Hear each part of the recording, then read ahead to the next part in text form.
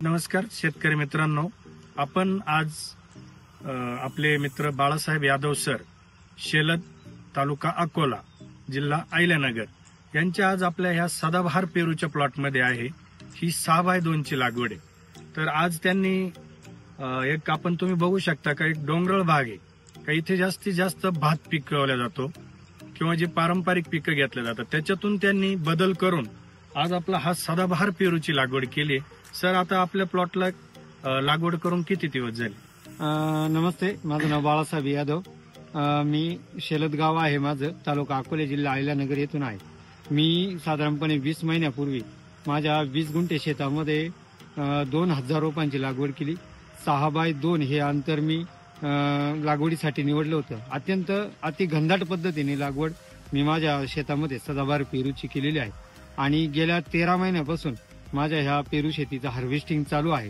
सदाबहार पेरून मला साधारणपणे 20 गुंठ्यामध्ये या 13 महिन्यामध्ये जवळजवळ 52-53 टन माल माझ्या ह्या पेरू शेतीतून 20 गुंठ्याच्या शेतीतून निघालेला आहे। वाव, क्या बात आहे।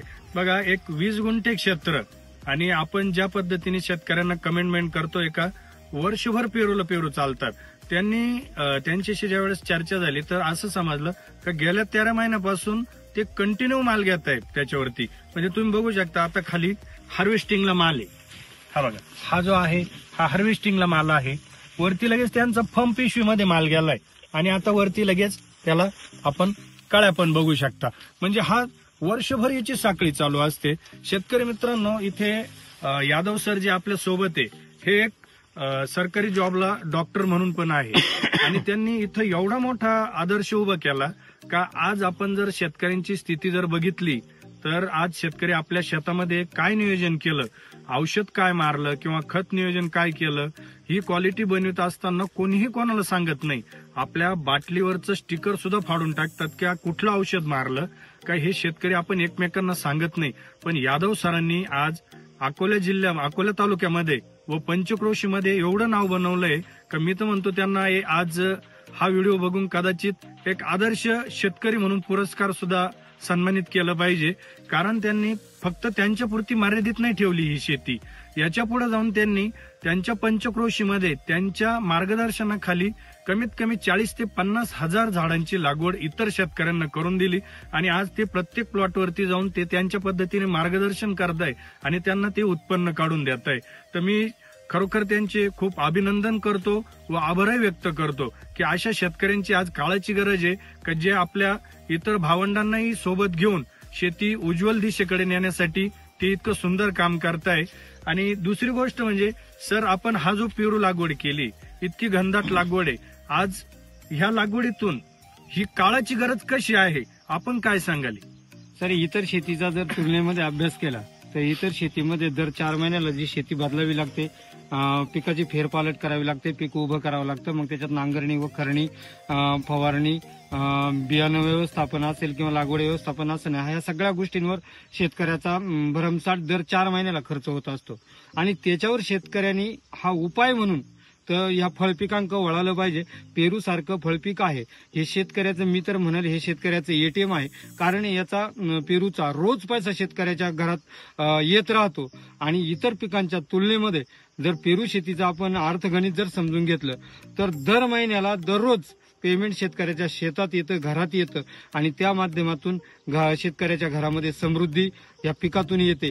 म्हणून प्रत्येक शेतकऱ्यांनी या सदाबहार पेरूचीच लागवड केली पाहिजे। पेरूच्या इतर भरपूर व्हरायटी आहेत, पण इतर व्हरायटींवर जर आपण असा बारमाही माल घेतला तर इतर व्हरायटींचे रोपं, इतर व्हरायटींचे झाडं हे डिप्रेशनमध्ये जातात। पण सदाबहार पेरूचे हे खास वैशिष्ट्य आहे की सदाबहार पेरू आपण वर्षभर त्याच्यावर माल घेऊ शकतो। हे झाड एकाच वेळेला 5 स्टेपमध्ये काम करतं। हार्वेस्टिंगला पण माल असतो, फोमिंगचा पण माल असतो, फोमिंगच्या पूर्वीचा पण माल असतो, कळी पण असते आणि झाडावर फूल पण असतं।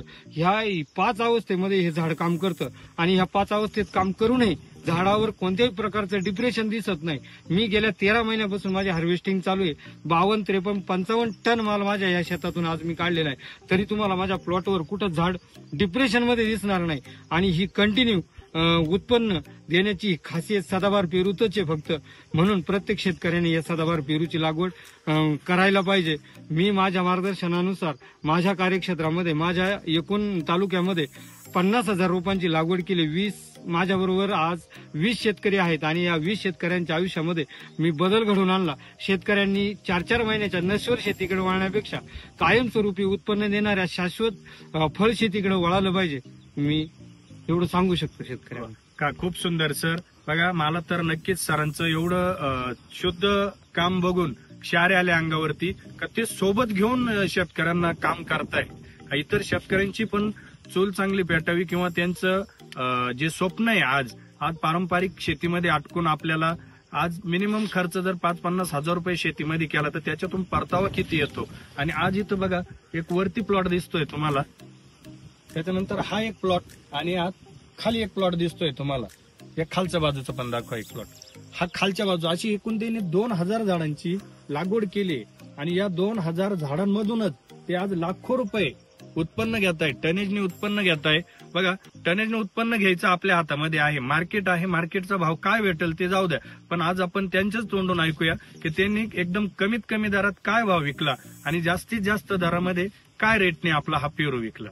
सर, गेल्या वर्षी माझी हार्वेस्टिंग 4 जुलैला चालू झाली आणि 4 जुलै माझा पेरू चालू झाल्यानंतर मला सुरुवातीलाच खरं म्हणजे विक्रमी रेट भेटले. त्यावेळेला मी साधारणपणे गेल्या वर्षी ऑगस्टमध्ये, जुलै आणि ऑगस्टमध्ये 100+ माल विकला सर. 100+ माल विकला आणि गेल्या संबंध वर्षभरामध्ये 30 रुपयापासून तर 130 रुपयापर्यंत पेरू मी विकला आणि मला विक्रमी उत्पन्न भेटलं, विक्रमी बाजारभाव भेटले.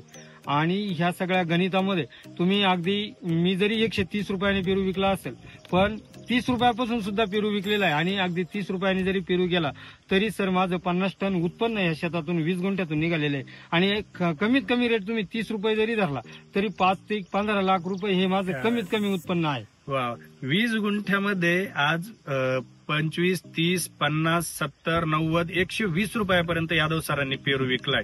जो टप्प्याटप्प्यामध्ये त्यांना भाव सापडला याच्यातून यांनी 100% लाखो रुपये उत्पन्न घेतलं. या व्हिडिओच्या माध्यमातून तुम्ही त्यांचा नंबर मी मेन्शन करणार आहे, तसंच ते त्यांच्या तोंडून नंबर पण सांगतील, त्यांचा ऍड्रेस पण सांगतील. तुम्ही ह्या फळबागेला भेट द्यायला येऊ शकता. त्यांची भेट घेऊन त्यांच्याशी पूर्ण शेतीचं नियोजन कसं केलं, त्यांनी लागवड कशा पद्धतीने केली, खत नियोजन कसं केलं, ड्रिपनी काय दिलं, वरतून स्प्रे काय केला, हे सगळं मार्गदर्शन ते यथोचित करतात. त्यांच्या माध्यमातून अनेक शेतकरी इथे जोडले गेलेले. आजपर्यंत सर आपल्या बागेला आपल्या पंचक्रोशीतून किती शेतकऱ्यांनी भेट दिली असेल? साधारणपणे सर माझा आता प्लॉट हा 20 महिन्याचा झालेला आहे आणि या 20 महिन्याच्या कार्यकाळामध्ये साधारणपणे आतापर्यंत 3-1 हजार लोकांनी 3-1 हजार शेतकऱ्यांनी माझ्या पेरू शेतीला भेट दिलेली आहे आणि भेट देऊन अनेक जणांनी ते मार्गदर्शन घेऊन स्वतः पेरूची लागवड केलेली आहे. आज चांगल्या प्रकारे उत्पन्न तेही माझ्या बरोबर माझ्या सोबतीने घेतात. खूप भारी सर. म्हणजे बघा, आज एक डोंगराळ भागात का जिथं आम्ही आज 4 व्हीलरनी जर आलो तर इथून अर्धा किलोमीटरवरती गाडी लावली. आज यांच्याकडे 3 महिन्यापासून सलग पाऊस चालू आहे. जसा मे मध्ये पाऊस झाला तर आजही अजून वापसा नाहीये. वापसा नसताना ही इतर पेरूच्या व्हरायटी ज्या असेल तर एवढ्या पानामध्ये 100% जे पेरूचं ज्यांना नॉलेज आहे या लोकांच्या लक्षात येईल का प्लॉट पिवळापणा पडायला पाहिजे होता अति पाण्यामुळे. पण त्यांनी इतकं मेंटेन ठेवलंय त्यांच्या शेतीमध्ये. वेळोवेळी मशागत करणं, हार्वेस्टिंग करणं आणि जे स्प्रेचं नियोजन असतं हे यथोचित करतात. इतकी सुंदर शेती त्यांनी इथं डेव्हलप केली आणि या माध्यमातून ते एक आदर्श शेतकरी म्हणून इथं पंचक्रोशीमध्ये आपल्याला उपलब्ध झालेले. मी त्यांचं खरोखर अभिनंदन करतो. आणि एवढ्या 2000 रोपांच्या माध्यमातून त्यांनी लाखो रुपये उत्पन्न घेतलंय.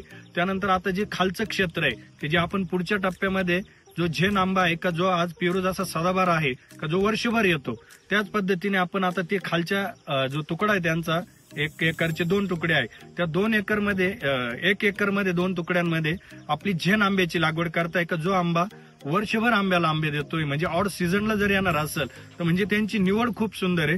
का आज मार्केटमध्ये काय चालतंय म्हणजे डिमांड आणि सप्लाय, मार्केटमध्ये मागणी कशाची आहे तेच उत्पन्न घ्यायचं. त्यानुसार त्यांनी खाली आंब्याची लागवड एवढ्या 8-15 दिवसामध्ये होणार आहे. त्यांची शेत तयार व्हायला आज वापसा नसल्यामुळे ते शेत तयार होणं पेंडिंग आहे.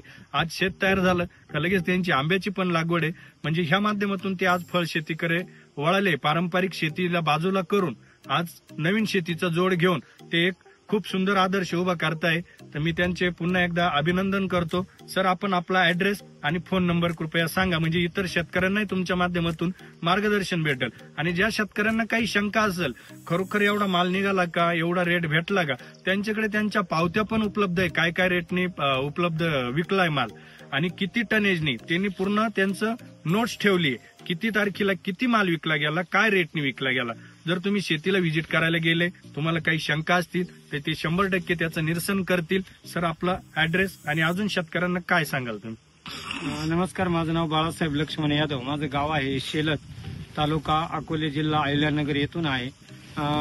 कोणत्याही शेतकऱ्याला पेरू लागवडीच्या संदर्भात असेल किंवा आंबा लागवडीच्या संदर्भात असेल तर त्याच्यामध्ये संपूर्णपणे मार्गदर्शन आपण शेतकऱ्यांना करत असतो. लागवड व्यवस्थापन असेल, फवारणी व्यवस्थापन असेल, खत व्यवस्थापन असेल आणि त्याच्यानंतर मार्केटिंगचं व्यवस्थापन असेल, अशा सर्व स्तरावर आपण शेतकऱ्यांच्या सोबत असतो आणि संपूर्णपणे मार्केटपर्यंत शेतकऱ्याच्या सोबत असल्यामुळं शेतकऱ्याला कोणत्याही प्रकारची अडचण त्याच्या सगळ्या एकूण व्यवस्थापनामध्ये येत नाही. कोणत्याही शेतकऱ्याला जर ह्या फळशेतींची आंबा असेल, पेरू असेल, ड्रॅगन असेल यांची जर लागवड करायची असेल तर नक्की संपर्क करा. माझा नंबर आहे 94 200 18 964. धन्यवाद सर. सरांच्या हातामध्ये जो पेरू आहे, आपण त्याची क्वालिटी बघूया. त्यांनी एक 200-250 ग्रॅम पासून तर 600, 700, 900 ग्रॅम पर्यंत पण पेरू बनवलाय. बघा, इतका सुंदर पेरूची चकाकी आणि इतकी सुंदर क्वालिटी त्यांनी पेरूची बनवली आहे. म्हणजे याला नियोजन महत्वाचं आहे. आतापर्यंत बऱ्याचशा पेरू लागवड झाली, पण त्याचं मार्गदर्शन न मिळाल्यामुळे मी आज पूर्ण महाराष्ट्र फिरत असताना माझ्या लक्षात आलं का 2-2 वर्षाच्या काही पेरूच्या बागा लोकांनी रोटर मारलाय.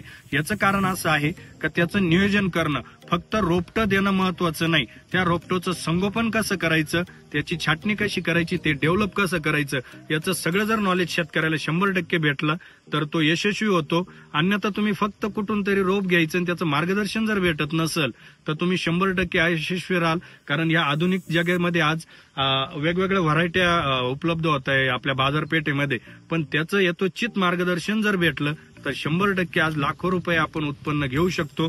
बघा, आपण मालाची क्वालिटी आणि चकाकी बघू शकता. एवढा फ्रेश माल, जो का 3 महिने सलग पाऊस चालू आहे त्यांच्या प्लॉटमध्ये, तरी इतका उत्कृष्ट माल त्यांनी पिकवला आणि एक आदर्श उभा केलाय त्यांनी. धन्यवाद सर. आज धन्यवाद खूप सर. सुंदर माहिती दिली आणि आज आनंदही वाटला का तुमच्या माध्यमातून अनेक शेतकरी आपल्याला जोडले जातील आणि तुमच्याकडून मार्गदर्शन घेतील. धन्यवाद सर. आपणही माझ्या पेरू शेतीला भेट दिली. माझ्या पेरू शेतीमध्ये आपलं स्वागत आहे आणि आपण जे वेळोवेळी मला मार्गदर्शन करतात त्याच्याबद्दलही मी माझ्या सगळ्या शेतकऱ्यांच्या ग्रुपच्या वतीनं आपला धन्यवाद मानतो. Thank you sir. आरती थच वन साइड किंग हाय आम्ही, आरती थच वन साइड किंग हाय आम्ही.